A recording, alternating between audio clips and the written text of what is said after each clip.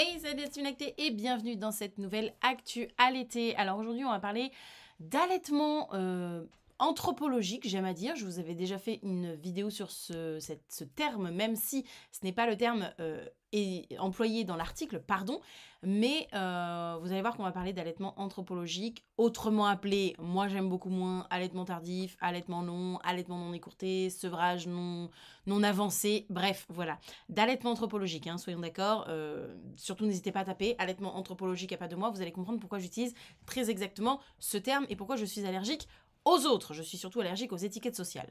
Bref, avant de se plonger dans ce sujet fort intéressant, eh bien, abonnez-vous, comme d'habitude, enclenchez la petite cloche pour ne rien louper, et surtout, si vous n'avez pas le temps de regarder ma petite tête de charpet au réveil, n'hésitez pas à tout simplement mettre des écouteurs et à vaquer à vos occupations, puisque de toute façon, je vais vous lire absolument tout ce qui se passe à l'écran. Voilà, c'est parti. Bonjour, bonne matinée à vous, et j'espère que tout va bien pour vous. C'est parti. Aujourd'hui, on parle d'allaitement tardif et c'est sur le site passeportsanté.net qui nous dit « Allaitement tardif, existe-t-il des risques ?» S'ils en trouvent, alors là, je pense que je vais râler. On va voir ça. On nous dit l'allaitement tardif consiste à continuer d'allaiter son enfant au-delà de plusieurs années de vie. Alors concrètement, l'allaitement anthropologique, hein, non pas tardif, parce que déjà on est sur un jugement de valeur et non pas sur quelque chose de beaucoup plus objectif. Donc l'allaitement anthropologique, et je vais changer le mot tardif tout au long de l'article par allaitement anthropologique parce que sinon je vais me vénérer toute seule. L'allaitement anthropologique, déjà ça commence un peu à coincer au-delà de 6 mois. Hein. Les gens ont tendance à, professionnels de santé, hein, comme entourage, au-delà de 6 mois, on a tendance à dire « Oh, mais quand même, t'es sur un allaitement long !» Non, que nenni. Hein. Je rappelle que l'alimentation principale d'un enfant, c'est du lait pendant sa première année de vie et que l'OMS dit bien qu'il faut continuer l'allaitement et supplémenter avec un apport autre, alimentaire autre que du lait maternel jusqu'à 2 ans et plus. À partir de là, peut-on considérer qu'un allaitement est long ou tardif au-delà de plusieurs années, comme a tendance à le mentionner l'article? Je ne sais pas, je ne pense pas pour ma part, puisque, un, ce sont les recommandations de l'OMS, et deux, anthropologiquement, le sevrage se situe entre 2 ans, 2 ans et demi et 7 ans, et qu'il n'est pas rare d'observer des cultures où ça peut même aller au-delà de 7 ans. Donc dire que c'est tardif, c'est à mon sens émettre un jugement de valeur, mais je ne reviendrai pas là-dessus. Je vous laisse aller voir, checker la vidéo sur l'allaitement anthropologique, et moi, je vais changer ce mot tout au long de l'article parce que ça va m'énerver toute seule sinon. Bref, on nous dit que l'allaitement anthropologique consiste à continuer d'allaiter son enfant au-delà de plusieurs années de vie, si celui-ci demande encore à téter. Il s'agit d'une pratique souvent considérée comme anormale, et je mets des guillemets à anormale, voire dérangeante, et je mets des guillemets à dérangeante, alors qu'elle est tout à fait naturelle, elle est tout à fait anthropologique, elle est dans l'ordre naturel de ce que la nature a prévu pour notre espèce. L'allaitement anthropologique souffre d'une image déformée, entourée de beaucoup d'incompréhension et de désinformation. Alors je ne sais pas si ça souffre de désinformation ou si ça souffre justement de... Pour moi, désinformer, c'est quand on va faire exprès de ne pas donner les bonnes informations, d'accord? Mais c'est vrai que désinformer aussi, c'est le fait de ne pas informer tout simplement. Mais moi, je pense que c'est plus dans ce sens-là où l'allaitement anthropologique souffre d'une image où ça manque en fait finalement d'informations, on n'en parle pas tant que ça. Même moi, je me suis aperçue, j'allaite encore ma fille qui a 6 ans, et c'est vrai que je l'étale pas sur tous les réseaux, quoi, vous voyez ce que je veux dire? Car allaiter un enfant de 3 ans n'a rien à voir avec l'allaitement d'un nouveau-né. Alors, allaiter un bambin de 6 ans n'a rien à voir avec allaiter un bambin de 3 ans, comme ça au moins c'est dit. On remet les points sur les i avec Sydney Mongel, infirmière puéricultrice et consultante en lactation, titulaire d'un diplôme en lactation humaine et en allaitement maternel, un DULHAM.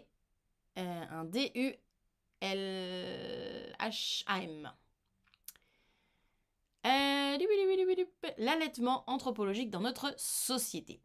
Dans notre société contemporaine, occidentale, l'allaitement anthropologique, l'allaitement en général, est teinté de tabou. Oh, sans déconner.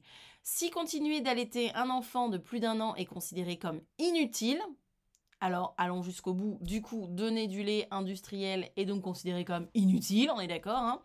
L'allaitement après 3 ans est carrément perçu comme une pratique étrange et anormale. C'est marrant pourtant, hein, on ne fait pas de réflexion aux parents qui donnent pourtant un objet somme toute, si on voulait vraiment aller dans le même sens que ce qu'on peut nous dire pour l'allaitement, un peu phallique, hein, finalement, à leurs enfants de 3, parfois 6 ans, avec un contenu pardon, qui n'est pas adapté à leur espèce. C'est fou quand même, hein? Voilà. Attention, comme d'habitude, on ne remet pas en cause le choix des parents, hein. On va jusqu'au boutiste, on est jusqu'au boutiste de la réflexion qu'on peut nous faire sur l'allaitement anthropologique. Hein, venez, on switch et puis on dit la même chose des autres. Bon, vous voyez que c'est pas logique. Bon, bah c'est pas logique dans les deux sens. Pourtant, à en croire les anthropologues, la durée d'allaitement biologique des êtres humains est beaucoup plus longue que la majorité d'entre nous peut bien imaginer. Allaitement dit anthropologique, excusez-moi, j'étais trop haut. Allaitement dit anthropologique s'étend l'âge moyen biologiquement prédéfini. Dans la nature, chaque espèce a une durée d'allaitement prédéfinie pour ses petits. Par exemple, les lapins vont allaiter leurs petits entre 1 et 2 mois, tandis que les singes vont le faire jusqu'à environ 5 ans. Ah tiens, c'est marrant. Cette durée est définie en fonction de l'espèce, explique Sidney Mongel. Chez l'être humain, si on oublie les facteurs sociétaux et les tabous et la psychanalyse, et qu'on laisse bien Freud au fond de sa tombe, biologiquement, l'enfant peut téter jusqu'à environ 7 ans. Environ. Alors pas environ moins, c'est environ moins ou environ plus. Dans beaucoup de pays, c'est normal de téter jusqu'à 7 ans. D'ailleurs, on parle de dents de lait. Oh, si c'est pas bien nommé. Car l'enfant les perd à peu près au moment où biologiquement il arrête de téter. Ou en tout cas, le process de sevrage est en train de se mettre en place. Les études scientifiques montrent également que les enfants ont besoin de sucer, que ce soit le sein de la maman, leur pouce ou une sucette artificielle pour s'apaiser. Ce besoin reste important chez l'enfant, selon les uns et les autres, jusqu'à un âge situé entre 3 et 7 ans. Donc, si on admet qu'un enfant peut avoir une tétine, sans parler du contenu, on va juste parler d'un objet à téter, d'accord? Il y en a, ça va être une tétine. Il y en a, ils vont mâchouiller, tétouiller un doudou qui va schlinguer la mort pendant 15 ans. Il y en a qui vont prendre leur pouce. Si on admet que cette situation peut se produire chez un enfant jusqu'à 3 et 7 ans et que nous ne sommes pas choqués par ça, pourquoi est-on choqué si un enfant le fait avec le sein de son parent allaitant? Vous avez 4 heures. Moi, je réponds à la question en 2 minutes, hein, mais je vous laisse 4 heures. Non, je déconne, je vous laisse pas 4 heures. Mais vous m'avez suivi ou vous m'avez pas suivi? Dites-moi en commentaire si vous m'avez suivi jusque-là. L'allaitement anthropologique, pardon, je vais trop haut pour vous. L'allaitement anthropologique, quelles sont les recommandations officielles? L'Organisation mondiale de la santé, OMS, je rappelle donc qu'il y a écrit Organisation mondiale. Mondiale. Alors, à moins que le pays dans lequel vous habitez ne fasse pas partie du monde, mais dans ce cas-là, il ne fait pas partie de cette planète, on est, somme toute, tous concernés. D'accord? Recommande un allaitement jusqu'à minimum 2 ans et pas jusqu'à 6 mois, comme on l'entend souvent. C'est une information erronée, déplore l'infirmière puéricultrice. Et y a pas qu'elle, moi aussi je le déplore. En réalité, l'OMS recommande les durées suivantes. Un allaitement exclusif, souligné, surligné, encadré, exclusif, jusqu'à 6 mois. Ok? Exclusif. Sans rien d'autre, jusqu'à 6 mois. La poursuite de l'allaitement est complétée d'une alimentation diversifiée. C'est l'allaitement qui est complété. Lisez bien, je relis la phrase. Écoutez bien les mots. La poursuite de l'allaitement complétée d'une alimentation diversifiée jusqu'à 1 an. C'est l'allaitement qui est complété. On n'a pas dit une diversification complétée par l'allaitement. On a dit, l'OMS a dit, la poursuite de l'allaitement complétée d'une alimentation diversifiée jusqu'à 1 an. Et bien dans ce sens-là. La tétée reste majoritaire derrière les aliments solides. En plus, c'est surligné. La tétée reste majoritaire derrière les aliments solides. De 1 à 2 ans, on inverse. Ce sont les aliments solides et diversifiés qui priment, complétés par l'allaitement. Après. Ceci dit, on n'est pas à cheval parce qu'il y a des enfants, on sait très bien, ils ont un peu de mal à se lancer dans la diversification. Donc, si le lait reste l'alimentation principale, c'est très bien aussi, c'est rassurant et ça leur permet d'entrer tranquillement dans la diversification. Et diversification est synonyme de découverte. C'est pas synonyme d'un repas de Noël avec 3 entrées, 5 plats et 10 desserts. Hein. On se calme, on se calme. À l'heure actuelle, l'OMS recommande l'allaitement d'un enfant jusqu'à ses 2 ans, voire au-delà, en fonction du souhait des mères. L'instance internationale envisage de changer pour 3 ans car la recommandation actuelle ne respecte pas encore les critères biologiques. Ah bah comme ça. Après 3 ans, un allaitement différent. Oui, je confirme. Au fur et à mesure de la croissance de l'enfant, le lait maternel se modifie naturellement pour s'adapter à ses besoins. À 3 ans, l'alimentation de l'enfant repose essentiellement sur les aliments solides. Alors ça dépend des enfants. L'allaitement tient alors un rôle davantage axé sur la relation mère-enfant que sur la nourriture. C'est une des façons que choisissent certaines mères pour combler les besoins émotionnels de leurs enfants et renforcer le lien d'attachement. Alors les gars, c'est pas forcément un choix délibéré de notre part, hein, parce que comment vous dire que quand vous avez des enfants qui sont syndicalisés du boobs, croyez-moi que les grèves pour les réformes des retraites peuvent se rhabiller à côté d'eux. Hein, ils pourraient aller leur donner des cours. C'est pas toujours un choix forcément totalement volontaire de notre part. Après, on est faible, on est des mamans. Alors, on cède, vous voyez, voilà, ils savent comment nous avoir.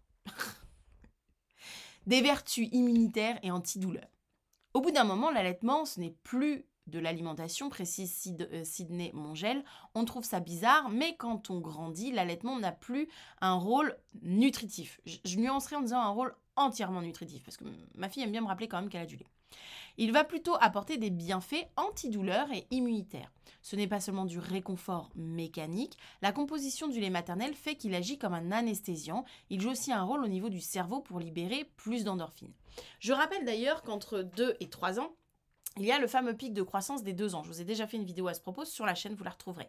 Et pendant ce pic-là, on a des enfants qui sont extrêmement consommateurs. Alors, on va avoir les parents qui allaitent et qui vont dire « Oh là là, mais il retète comme un bébé de 3 mois. Oh là là, ce rythme, c'est fou, j'y arrive pas, je vais pas m'en sortir, etc. » Et on a les bambins qui sont peut-être nourris avec du lait déjà animal ou végétal, peu importe, et qui vont être très bien diversifiés à côté de ça.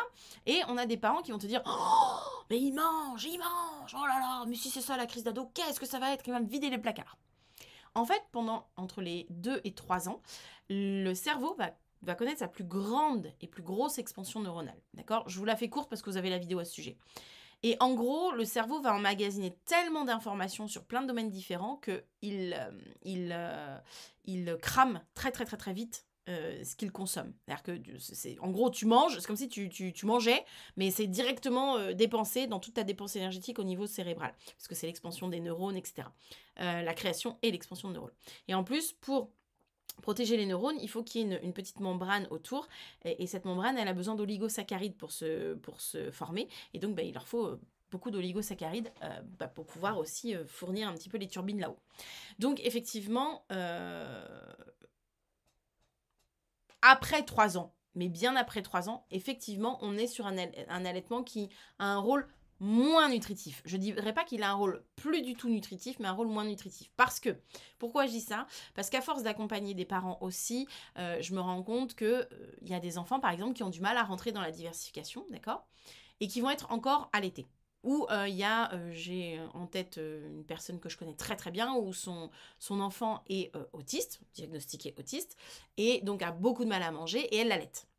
Et en fait, tous les accompagnants, et ils ont vraiment une équipe qui est géniale, vraiment au top et bienveillante, lui a dit en tout cas à la maman, à la personne à laquelle je pense, mais c'est très très bien en fait, heureusement que vous avez continué à allaiter votre fils, parce que du coup, il trouve quand même des apports dans votre lait qu'il n'a pas, vu qu'il a du mal à manger, en fait, si vous voulez. Et pour les enfants qui ont souvent du mal à manger pour diverses raisons et variées, je ne vais pas commencer à en cataloguer plein ici, mais effectivement, le fait que il y a encore un bon apport lacté, on est sur des enfants qui cassent pas leur courbe et qui ont le temps d'entrer dans la diversification. Donc je dirais pas qu'il est plus nutritif, je dirais qu'il a un rôle moins nutritif, mais je dirais pas plus du tout. J'irai pas dans la négation absolue. Je mettrai quand même une petite variante à ce moment-là. Il va plutôt apporter des bienfaits antidouleurs et immunitaires. Ce n'est pas seulement du réconfort mécanique. La composition du lait maternel fait qu'il agit comme un anesthésiant. Donc, vous voyez, et ça, on le sait parce que la composition du lait maternel ou du lait humain, hein, peu importe, pour le bébé humain, elle est toujours vraiment parfaitement adaptée aux besoins du bébé, même si il est diversifié à côté. Des tétées moins fréquentes. L'autre point à bien comprendre est qu'avec l'âge, la fréquence d'allaitement diminue énormément. Un enfant de 3 ans peut par exemple ne téter qu'une fois par mois. Ah, j'aimerais bien qu'on me le présente celui-là. Indique-t-elle. Pardon ?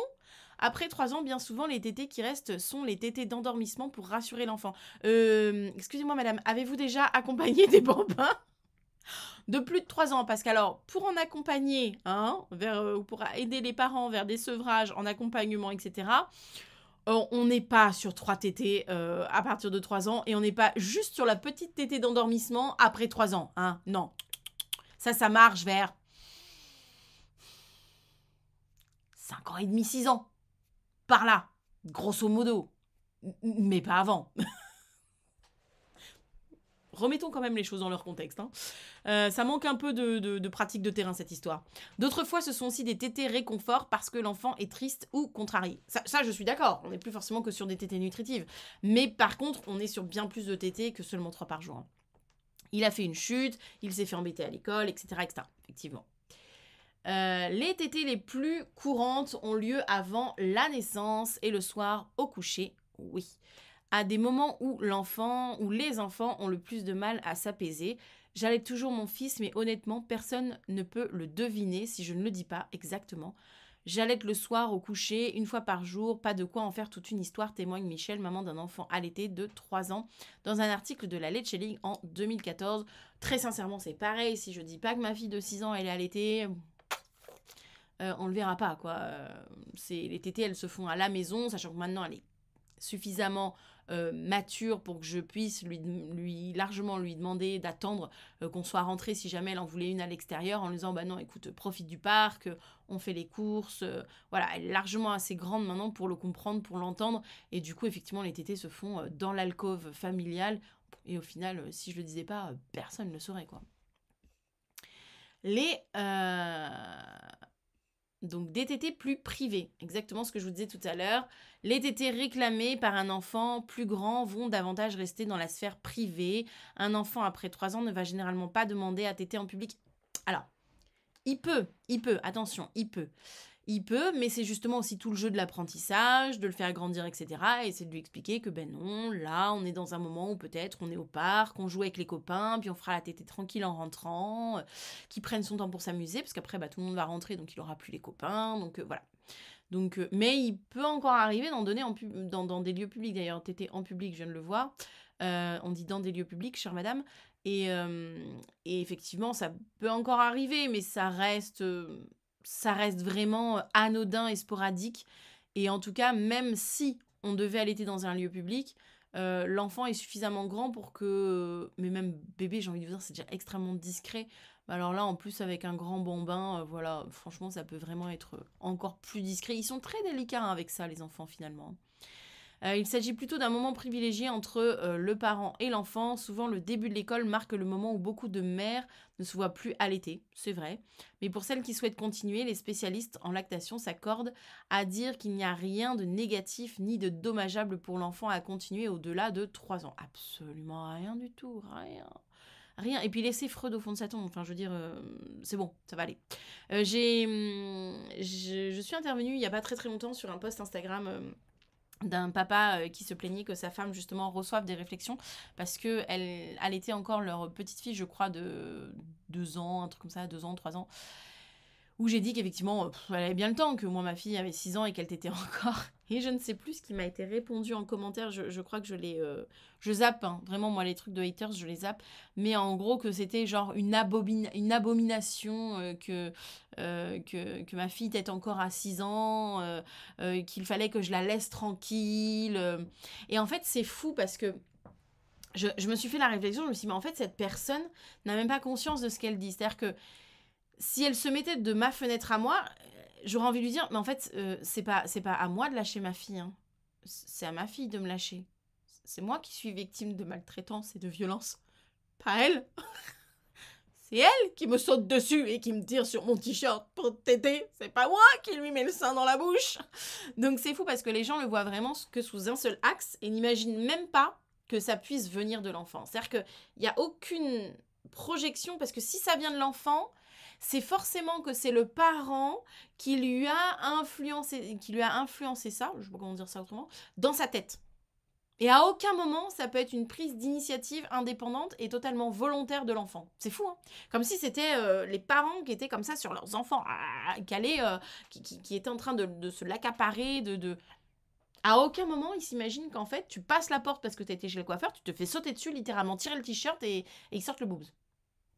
C'est pas nous, hein, les gars. Enfin, des fois, on aimerait bien qu'ils nous lâchent. Vous voyez ce que je veux dire? Donc, c'est pas nous.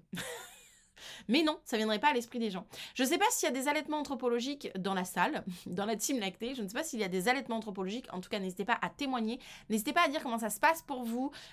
Justement, quel âge a votre bambin? Quelle est sa fréquence de tétée? Pourquoi est-ce qu'il tète selon vous? Est-ce que c'est encore nutritif? Est-ce que c'est très émotionnel? Est-ce qu'il a du mal à entrer dans la diversification? Le bébé, hein. Il a du mal à entrer dans la diversification et du coup... Il se sert encore très largement en lait pour avoir tous ses apports de la journée.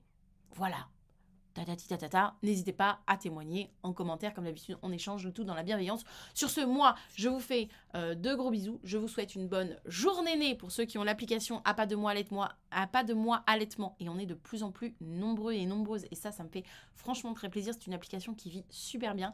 Plein de parents bienveillants, on échange sur plein de sujets autour de l'allaitement, c'est juste génialissime. Je suis trop contente de pouvoir, de l'avoir créée et de pouvoir vous la proposer parce que franchement, on y est hyper bien. Et bien, ça se passe là-haut, vous voyez, il y a deux logos que vous connaissez bien, c'est téléchargeable gratuitement et on peut se retrouver là-bas. Et en tout cas, ceux qui l'ont savent pourquoi. Je vous souhaite donc une bonne journée née parce qu'on en était là.